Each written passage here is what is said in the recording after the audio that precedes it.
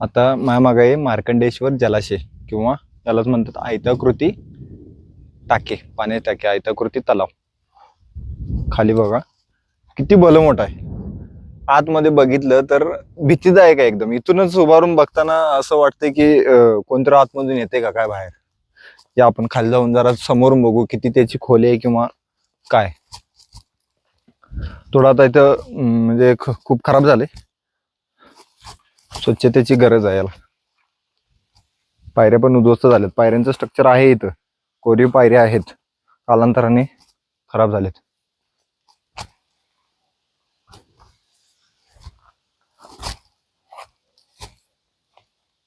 थोडस जायला भीती वाटते, पण प्रयत्न करतो आम्ही तुम्हाला दाखवायचा.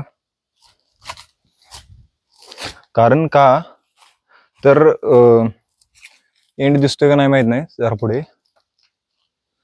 समोरली भिंत म्हणजे पूर्ण भिंत नाही आहे समोर, खाली आले आणि अजून खाली आतमध्ये पोकळी दिसते, म्हणून भीती वाटते, बाकी काय नाही.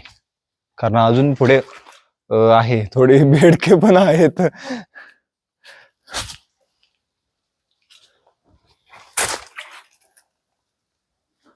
पुढे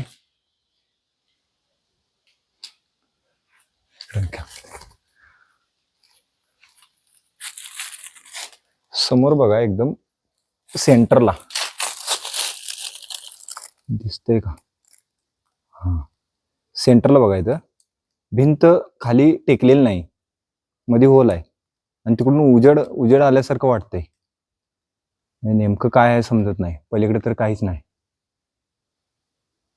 त्यामुळे थोडं भीतीदायक आहे. आणि एकदम हे खोल आहे, बघू शकता. वरती झाडं झुडपे आडवे आलेत, वरून समजतही नाही खाली विहीर आहे.